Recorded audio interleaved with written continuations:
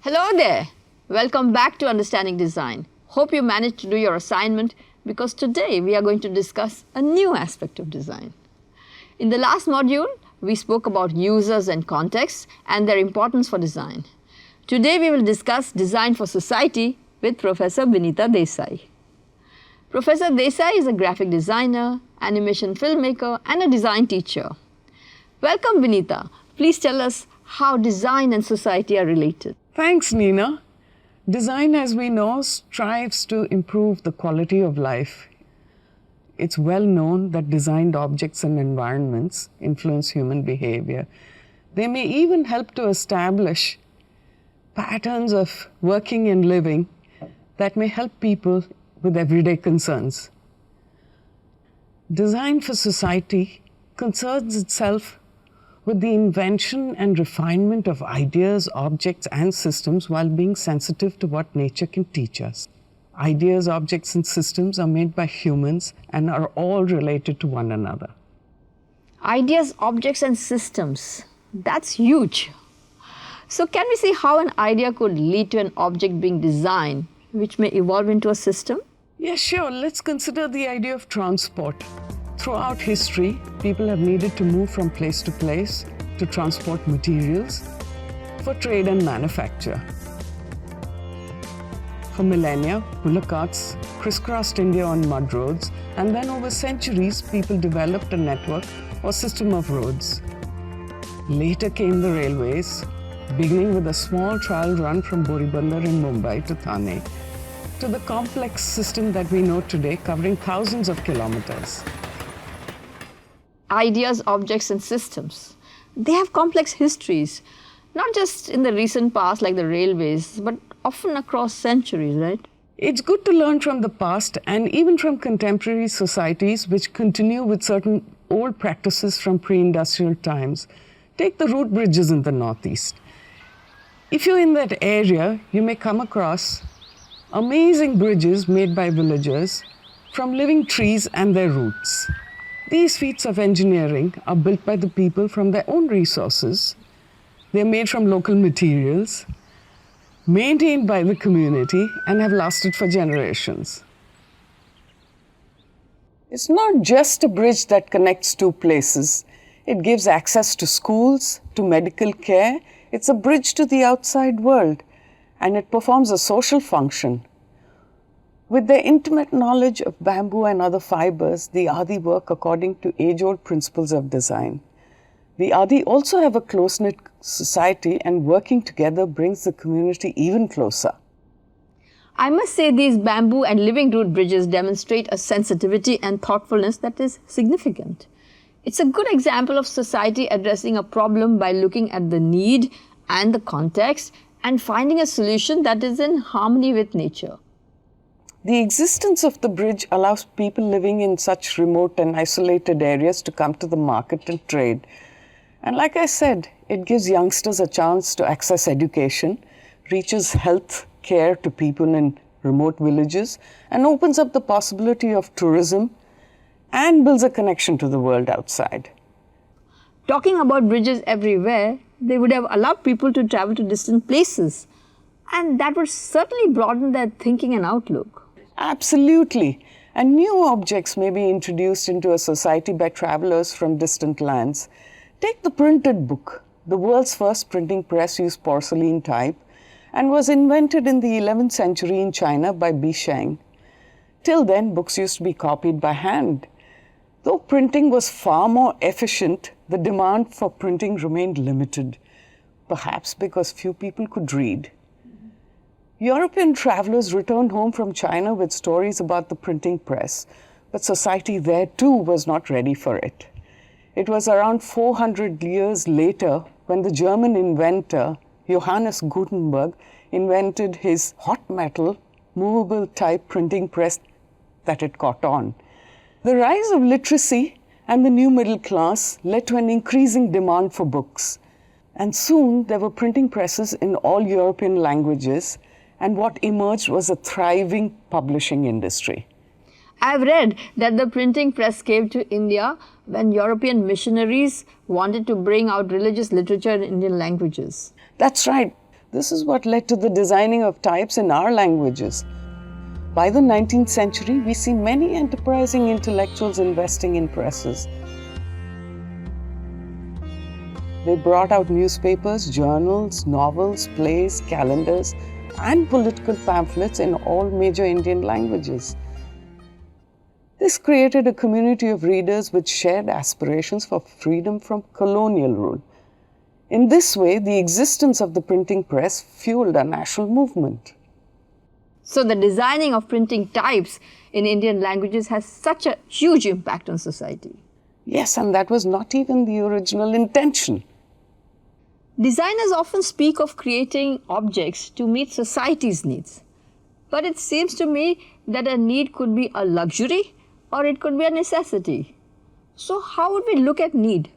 Yes, let's look at need more closely. Take the chair as an object that has become a necessity today for most people. The earliest historical evidence of a chair comes to us from Egypt around 7,000 years ago. Later, innumerable chairs are found across centuries and cultures everywhere. It became a common everyday object by the 16th century in Europe. Let's think about how this single functional object made by people in different times and cultures traveled and got transformed in different societies. The coming of the chair altered even the spaces in people's homes. In cultures like ours, where people sat on the ground to eat, most ordinary folk ate off banana or sal leaves, in the kitchen or just outside it. The distance between the person and the food was convenient. When the table came in, instead of the ground, people had to sit on chairs. Meanwhile, the banana leaf was replaced by the plate, and with the plate came cutlery. Slowly, sitting at the table and eating became common for most people, and for that we needed a special room. And so came the dining room. Gradually, our postures got altered, and today most urban adults find it very difficult to sit on the floor for long. These are only some of the many ways in which changes come about when we adopt designed objects into our lives. So in this way, the chair and the table got absorbed into our lives. That one chair brought about changes in personal and social behavior, in everyday habits, body movements, even changes in rituals associated with food. It may seem that designing and producing a chair is just a simple act, but to design something is to go beyond the immediate task and object. It is to see a series of connections. What sort of connections would come into play while designing a chair? Well, let's examine the concerns of a designer around both the act of conceiving and then of building a chair. The first act, that of conceiving the chair, urges us to look at how ideas of power, position, and physical abilities are vested in an object. Who gets to sit on the chair and for what purpose? And so what kind of a chair must it be? What should it look like? What ideas does it need to convey? All those chairs we saw conveyed specific ideas of social order, status, function, maybe affordability. But what about access? Is there any specific kind of chair that you'd like to look at? Yes, I'd like to take a closer look at the wheelchair. The most important thing about it is that it facilitates mobility, which is a primary requirement for all humans. Beyond mobility, wheelchairs can bring self-esteem to special needs groups. This is very important in the context of illness, injury, or disability. It not only changes the quality of life of the individual user, but most significantly, it helps to enhance the sensitivity of the larger society across all age groups and social classes. Was this always so? The first wheelchair as we know it was designed in the 18th century, but there is historical evidence of wheelchairs from the 5th century, which tells us that the need for such a product existed for a very long time. There have been several kinds of chairs with wheels in the past. The most rudimentary one might have been a wheelbarrow that also transported goods. From then till now, technology has made it possible to design tremendously flexible wheelchairs. They can not only climb stairs like this one, designed by a student at IIT Kanpur, but are electronically and mechanically powered to perform complex functions. So what was the designer consider when creating something like a wheelchair or any such product for the special needs group? It's a whole set of complex and demanding concerns. The designer has to collaborate with experts from other disciplines to gain an understanding of human behavioral aspects and health aspects. Of course. And then the designer must study the qualities of different materials. They must consider the weight of the chair, the energies of the user, and much more, because if these factors are not taken into account properly, the chair might result in a faulty design that actually causes harm. We don't want to cause wear and tear on the user's joints and spine, or cause injury to the tendons, or reduce flexibility, or increase fatigue. The purpose of the wheelchair is to facilitate independence, not to limit it. In the previous module, we saw how design and technology come together with ergonomics to create comfortable products for everyday things. Wheelchairs are a good example. But let me ask you, all bodies and disabilities are not the same. Is there a choice of wheelchair models in the market? Yes, of course, the different needs of diverse individuals are best met when there are a variety of features to choose from. Beyond this, an existing design or model can be further customized for specific users, thus creating the possibility of greater inclusion. It's not just about improving the quality of a person's life. It's about also every person's right to a life with dignity. Living a life with dignity is a constitutional right, and all the stakeholders need to work together with the same understanding. Apart from the special needs group, who else are the stakeholders and what do they need to ensure? Well, while the object, in this case the wheelchair, is primarily developed for the person who will use it, a designer must also address issues of convenience, efficiency, and safety for the caregivers involved and passers-by who would interact with the wheelchair user. In the case of wheelchairs, a complete ecosystem needs to be mapped out for people of all age groups with varied illnesses and injuries and degrees of disability. This means creating an environment that is non-discriminatory and providing equal and full accessibility for all. Wouldn't the government have a role to play in this? Yes, in making such products available and at affordable costs to all, including the poorest and those living in remote areas. This means disability activists and organizations need to build a greater awareness so that decision makers learn about their concerns and respond to them favorably. Let's ask our students, look around. Is your own context compliant with wheelchair users? The buildings, shops, streets, parks, public transport systems, railway stations. Think about it. Where is the environment suitable and designed to be inclusive?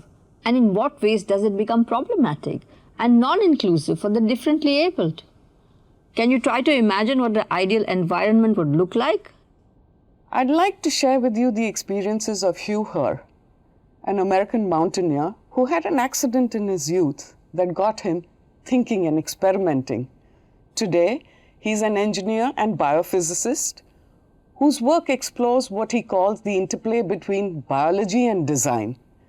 His mission is to create prosthetic devices that aim to change, as he says, disability to ability. Inspiring, both from the point of view of design and the human spirit itself. Perhaps we could look at this as an aspect of design thinking that aims to make things like products and services and spaces more accessible to more people. Yes, very much so. Such initiatives go beyond special needs groups and they serve society as a whole. So coming back to the chair as an object that we have in our midst for centuries, we discover that through the ages, people have simply kept modifying the fundamental idea. We might call this a learned idea. We have learned the basic idea of the chair, a seat and legs, and then based on need, function and context, we have designed a variety of chairs including the wheelchair. So some things are based on ideas that humans learn and learn to modify. That's a fascinating way of looking at things that we take so much for granted. What else leads to new objects and design? Every time an interesting or useful idea is thought of, new methods come into play to give form to these ideas, often making old forms redundant or obsolete and bringing about changes in the process. Take the idea of portability. We can see how design has joined hands with technology in two products, the mobile phone and the laptop, and changed our lives in the process. It has allowed us to work on the move. Our social lives have altered considerably. We order our food on our devices. We can make travel bookings, watch movies on the go, and much more. Yes, those two devices have certainly transformed our lives and they have had a big impact on society. But have all these changes been for the better? That's an important question because technology has also facilitated the speed and scale at which these products are produced. There are many issues: pollution, depletion of resources, power consumption, and products becoming obsolete. Older models rapidly get replaced, which creates hazardous waste in huge quantities. We might even say that sometimes new products create unwarranted needs.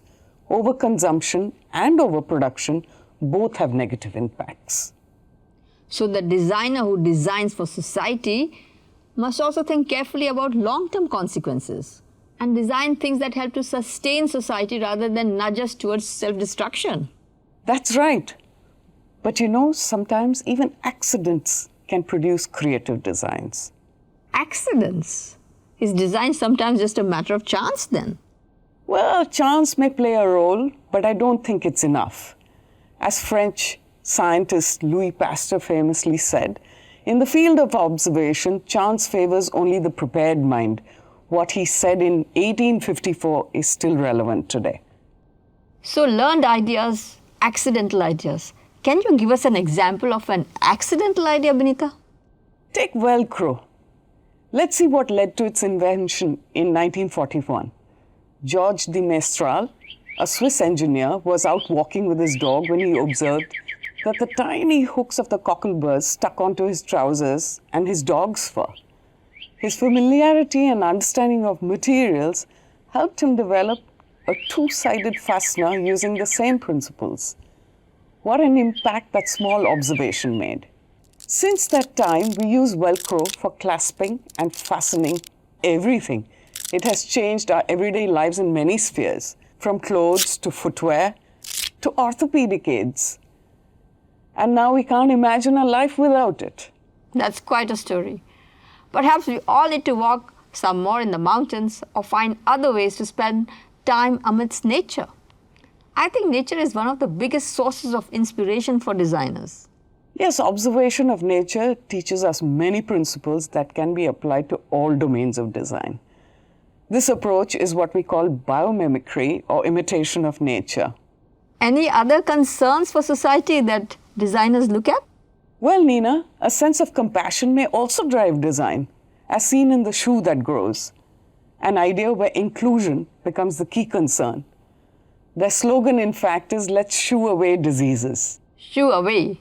That's a nice play of words.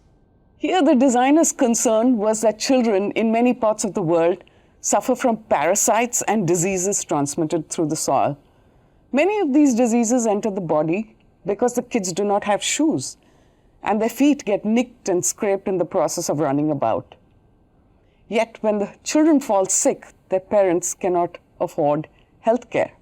The children miss school, they can't help their families with their daily chores, everyone suffers. So what was the solution? The American designer Kenton Lee created a shoe that can be adjusted to accommodate the growing feet of a child, made of high-quality leather and compressed rubber. These shoes are robust enough to take on rough daily use. Each pair can be modified up to 5 sizes as the child grows. Imagine a single pair of shoes that is tough in its construction can be worn for 5 years and be handed over to siblings. An object that protects the feet of barefoot children and guards them against illness right through their growing years is certainly a good example of inclusive design. It aims to enable a child to lead a life of health and dignity.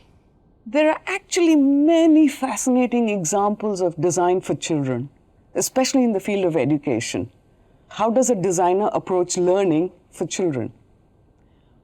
Learning can be easy and fun when it's interesting and experiential.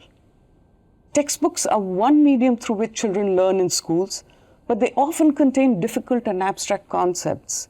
Explaining these visually makes it a lot easier for children to understand ideas and to recognize them and apply them. Can you recall all the steps of the Pythagoras theorem or of how to square the circle that you learned in school? No, I used to. Learning by rote is an exercise that can support a child only in the short run, which is to pass a test. For long-term learning, the key is understanding. Oliver Byrne, a British civil engineer, made geometry easy through a set of 6 books called The Elements of Euclid, brought out in 1847. He used the unconventional method of using colors instead of numbers and unfolded the theorem beautifully from diagram to proof. All his diagrams are designed keeping in mind the knowledge and information that need to be communicated using appropriate colors. Communication is a very important part of reaching design to the community. You not only clarify the idea, but also build the method to communicate it, as Byrne did. This was about mathematics, which is in the realm of ideas. But even with a concrete object, communicating the design thinking behind it can be as important as making the object itself available to the user. Many design practitioners today are concerned about the course of events that follow the introduction of a design, that is, its social impact. They are interested in how the designed object is received and how it fares in the context for which it was made. They have concerns about social inclusion, gender equity, environmental protection, and related issues of sustainability. Thanks, Vinita. That really gives us a good perspective on what design can contribute to society. Designers are concerned not only about their users, but also the environment.